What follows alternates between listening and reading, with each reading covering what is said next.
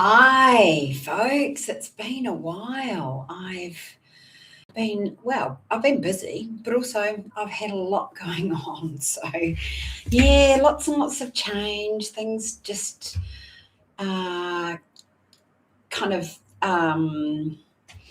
just being shaken up in my life, really. I think starting a channel like this and being on camera and being honest and trying to be real, relevant, and authentic is very challenging for your life.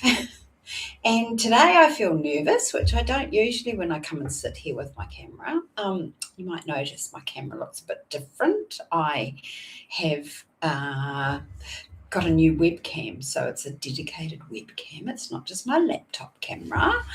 And I've got my little circle light, and the microphone's here too. So we're getting a little bit of a setup. I'm in the process of organising a bit of a change to the studio, which isn't really a studio, it's just a spare room, but it looks a bit bare, a bit white, and a bit stark. So that's the next thing to cover off. We've got the camera sorted. So I wanted to talk today about change and how much change is happening right now. And you've seen already the change from being a weight loss and bariatric surgery channel to a Life by Design show. Well, that's my title, Life by Design show. And in doing that, it's come because of a lot of different reasons. So most significantly, I think I mentioned last time, was that maybe I didn't. Okay, maybe it's hot off the press. Maybe it's just that I think I've said it. Maybe I've said it to so many people. I think that was you. All of the above. So I recognised just recently that I've been hovering at the same weight for probably 6, maybe 8 months, and I had thought I wanted to lose another 4 kilos, 3 to 4 kilos. And then I recognised that, you know what, my body feels kind of, completely happy here. I have enough energy. I am able to buy clothes that I like to wear. I think they look fine on me. Maybe even, dare I say it, they look good on me. Are we allowed to say that? Is that being vain or, self-absorbed or whatever? But yeah, I'm happy going out looking like I look. Okay, and as an overweight person, I've always tried to wear things that I feel good in and presentable. But we know that feeling where you're trying to hide this or that, or, you know that you look, well, you know what you look like and you feel ashamed. So it's hard to present yourself as a person who's confident and accepting of themselves when deep down inside we know that we're kind of not showing up like we want to. So, I've been there for a lot of years. So I have made the decision to not try and lose any more weight. And that means for the first time in 22 years, I'm not on a diet. I can't even quite believe it. It's so major. It's so massive. And I think that will open up the opportunity for a lot more change, because taking that as a focus away from my thinking and my drive, my momentum through the day, like that, always that nagging thing of, can I eat that? Should I eat that? Just the food chatter consumption that we go through. Take away that. What is there? What's next? What's going to take that time and that place in my life? And it's all new. I don't know. I have no idea. It's a lot. It's a big chunk of my thinking. And to be honest, it has happened over the last 2 years. So 18th of July is the anniversary of it would be the second anniversary of my bariatric surgery. So I'm stoked with that. I'm really stoked with that. And I feel like I'm settling into this new phase, which is kind of great. So yay for me. I'm excited. I'm very proud of myself, and I am open to what happens next. Yeah, that's the best I can do. That's the best I can do right now, right ever. I'm open to what happens next. And so on that, I wanted to talk a little bit about what's been happening in the last couple of weeks, because there's been some quite drastic, big things that have occurred. So, a little bit of a funny story. It's a cute anecdotal, just a little story. So I've mentioned my upbringing and things, and my mum used to quite often get us to make her a hot drink, and so she would from very young, maybe 8 years old, I used to make her a cup of tea, and I would make the cup of tea, and if I brought it back to her, like, she wanted it full to the brim. She wanted it like full right up to the brim. And if I brought it to her and it wasn't as full as she liked it, say, oh, why can I only have half a cup of tea? And so I learnt to make her a full cup of tea, like she liked it, like we all do. We're just trying to please mum.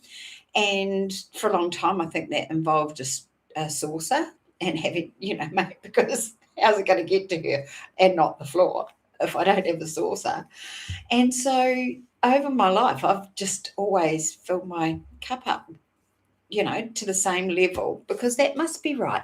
Mum wants it like that. That must be the right way. I just automatically thought that that's a proper cup of tea, is filled right up to the brim. And then in my situation with my flatmate, he cracked a joke a few months ago, actually, about how there's little spots on the floor from my cup of tea. And it's like, oh, yeah, I know. And I just deal with that. I mop it, or if you don't like it, you can mop it. Like, we didn't say anything else about it, but it was a bit of a joke. And then I recognised maybe 3 or 4 days ago, I can do whatever I like. If I don't like the drips on the floor, I don't need to fill my cup up so much. As an adult, I can give myself permission to just fill up the cup to a point that I want it to, so it doesn't spill. Tell you what, it's not as easy as it sounds. I've got this like a lot of years of practicing really filling the cup up. So it's a little bit of a challenge, and I think of every time I make a hot drink. So that's what I'm working on at the moment, and I know that is so little. But the concept that in order to please somebody else, well, I mean, it was apparent, so it does have a lot more of a shaping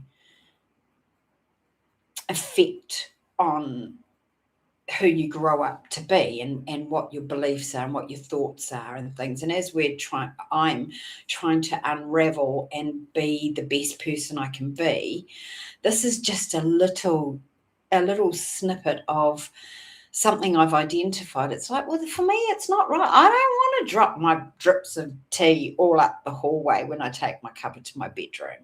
I don't want to. I do it at work. I've got my cup over full, and I don't want to drip it on the carpet. And so I'm just going to make it easier for myself by making the cup of tea less full, so that I can hold it and not have to spill it. Because we're talking right to the brim. So like, not even 5 millimeters off the top. It's really, really full, and it makes no sense, except that from a young age, that's how my mum liked it. It must be the right way.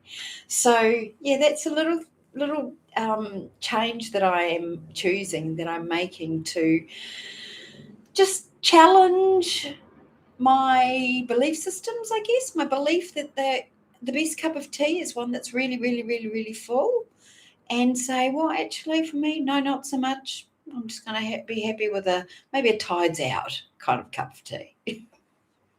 It feels so silly making such a big deal about the cup of tea, but it has been. So I'm just being honest. I've got some notes here. I don't know how much of them I'm going to stick to, but I'm going to give it a crack.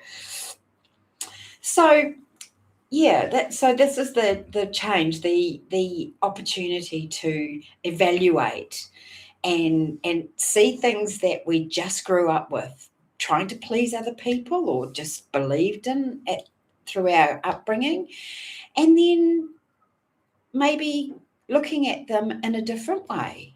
Do I have to continue with that? Can I decide for myself what I like and decide what's right for me without judgment? No judgment on what your thinking is and where it came from even. Maybe sometimes that's helpful to work through where it came from and do that personal work to say, no, I choose not to make your thinking my thinking. I'm going to choose my own thinking, taking our power back, becoming an adult in that area by trusting your own voice. And this has been something that's really happened a lot. I mean, I've done a lot of therapy, going to different groups and to different specialists, but I think I've noticed for me the true change and the true real massive paradigm shifts that I've gone through are when I'm spending the time really thinking about what my advice to myself is. And of course, I work that through with other people and try to get confirmation and talk it over with people. And my poor people, they know who they are because I talk to them a lot, especially when I'm going through a lot. I reach out quite a lot because I don't want to go off track. I don't want to become my own cult for myself with my own Carol thinking, because I need to kind of run it past people. But yeah, I think we're all put here with a level already of wisdom and knowledge of the right way, the wrong way. And we've talked before about the wolf, one on each shoulder, the good wolf, the bad wolf. And I think we inherently know